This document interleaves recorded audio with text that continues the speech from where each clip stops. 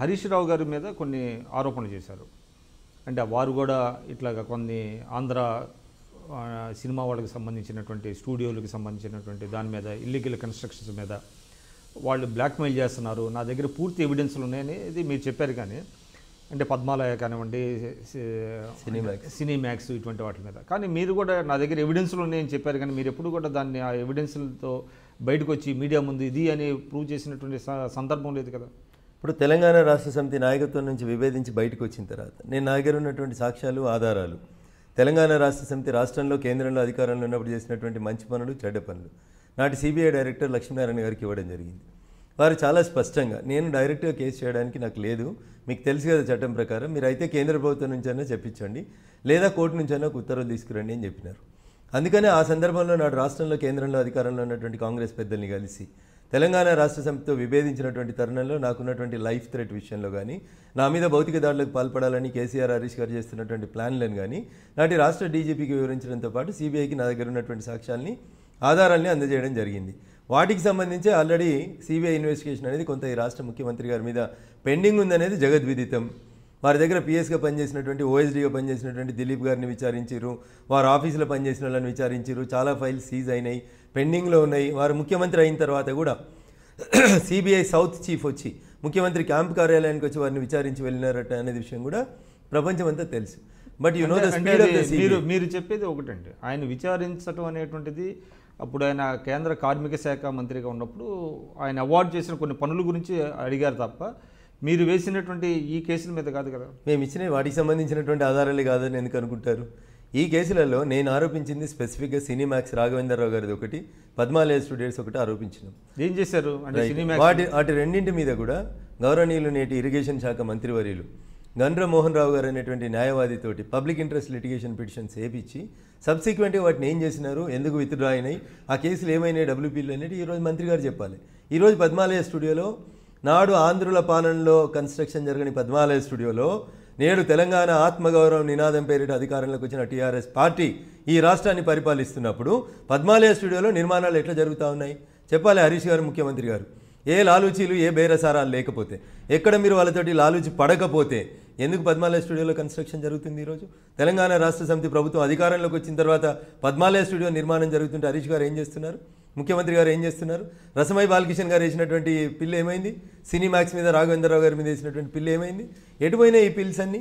ఇవన్నీ వాస్తవాలు, born by record. నేను అప్పుడు ఆరోపణలు చేసినప్పుడు కూడా డబ్ల్యూపీ నెంబర్తో సహా చెప్పడం జరిగింది. అంటే ఒకటండి, అంటే ఇక్కడ హైదరాబాదులో ఉండేటువంటి ఆంధ్ర పెట్టుబడిదారులు ఎవరైతే ఉన్నారో తెలంగాణలో కూడా పెట్టుబడులు కావాలి కాబట్టి వాళ్ళని బెదరకొట్టి పంపించేస్తే ఇక్కడ పెట్టుబడులు రావేమో అనేటువంటి భయం కూడా ఒక కారణం కావచ్చు కదా. తెలంగాణ ఉద్యమం జరుగుతున్నప్పుడు అదే హరీష్ గారు, ఇదే రఘునందన్ రావు గారు మేమంతా వెళ్ళి ఎంఆర్ భూముల్ని కాపాడాలని, ఎంఆర్లో భూములు కోల్పోయినటువంటి 90 ఎకరాలు తెలంగాణ రైతులకు న్యాయం జరగాలని అనేక సార్లు ఆ ఏరియాకు పోయి రాయదుర్గం పోలీస్ స్టేషన్ పరిధిలో అరెస్ట్ అయినాం, కేసులు నమోదైనాయి మా మీద. ఇంతకాలమైంది తెలంగాణ రాష్ట్ర సమితి రాష్ట్రంలో అధికారంలోకి వచ్చి 3 సంవత్సరాలు దాటిపోయింది.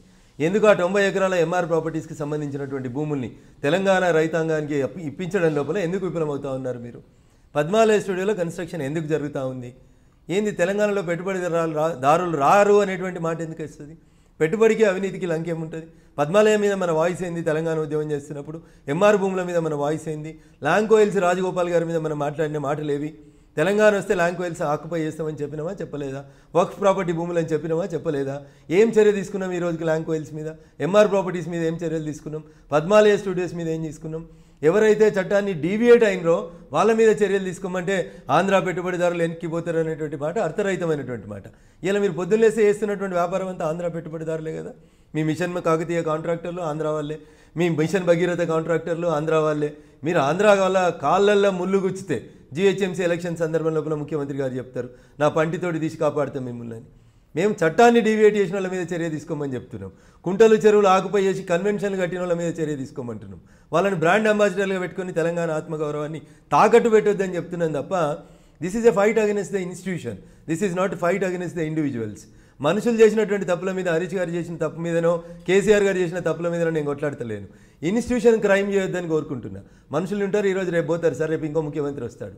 కానీ ఒక కొత్త రకమైనటువంటి క్రైమ్ని మనం ప్రమోట్ చేయడం అయింది సరి అయింది కాదు అనేది నా భావన. ఆ విషయంలో ఈరోజు కూడా నేను తెలంగాణ రాష్ట్ర సమితి ప్రభుత్వంతో విభేదిస్తూనే ఉన్నాను. రీసెంట్గా మియాపూర్ భూముల మీద ఒక్క గజం భూమి పోలేదని ముఖ్యమంత్రి గారు చెప్తారు.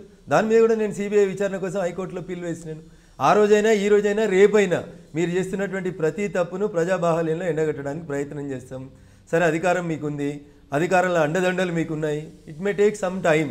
ఇలా లాలూ ప్రసాద్ యాదవ్ని చూసినాం, వారు కేంద్ర మంత్రి నుంచి దిగిపోయిన ఎన్ని రోజుల కేసు అయిందో చూస్తూ ఉన్నాం. తమిళనాడులో సుబ్రహ్మణ్య స్వామి గారు 18 సంవత్సరాలు కొట్లాడినరు, తమిళనాడు ముఖ్యమంత్రి గారికి కన్విక్షన్ పడింది. Maybe take time. అంటే మీరు ఒక ప్రొలాంగ్డ్ బ్యాటిల్ చేయడానికి సిద్ధంగా ఉన్నారా? సరే, ఇప్పుడు తెలంగాణ రాష్ట్ర సమితి ప్రభుత్వం అధికారంలోకి వచ్చిన తర్వాత అంతకుముందు చేసినటువంటి ప్రతి తప్పు నేను మళ్ళీ చెప్తా ఉన్నాను. క్రైమ్ని ఇన్స్టిట్యూషనలైజ్ చేయకండి అని చెప్తా ఉన్నాం.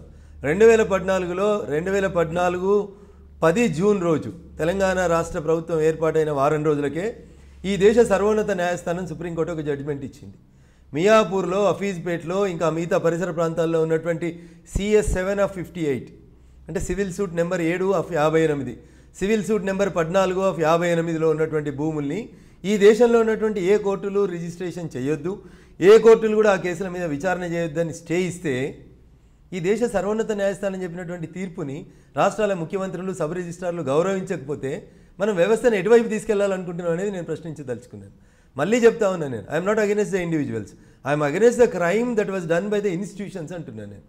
ఒక సబ్ రిజిస్ట్రారు కోర్టు కంటెంప్ట్ అయిండు అని చెప్పి హైకోర్టుకు పిలిచి జస్టిస్ నవీన్ రావు గారు ఒక వారం రోజులు వారికి శిక్ష వేయండి, ఆ శిక్షను వారి సర్వీస్ రిజిస్టర్లో రాయండి అని చెప్పిన తర్వాత నెల రోజులకే మళ్ళీ అదే సబ్ రిజిస్ట్రార్ వచ్చి కూకట్పల్లిలో కూర్చొని మియాపూర్ భూముల్ని, హఫీజ్పేట భూముల్ని రిజిస్ట్రేషన్ చేస్తుంటే ప్రభుత్వం అండదండల నుండి జరుగుతుందా ఈ కుంభకోణం, అండదండలు లేకుండా జరుగుతుందా? ఇది ప్రజలకు చెప్పాలనుకుంటున్నాం మేము. దానికోసం అది ఎంత లాంగ్ రన్ బ్యాటిల్ అయినా, ఎన్ని రోజులైనా నేనున్నంతకాలం ఆ పోరాటం తప్పదని అయితే నేను అనుకుంటా ఉన్నాను. ఈ రోజు కాకపోతే రేపు నిజాల్ని ప్రజాకు బాహల్యం లోపల ప్రజల ముందు ఉంచడంలో అయితే వెనక్కి రాము.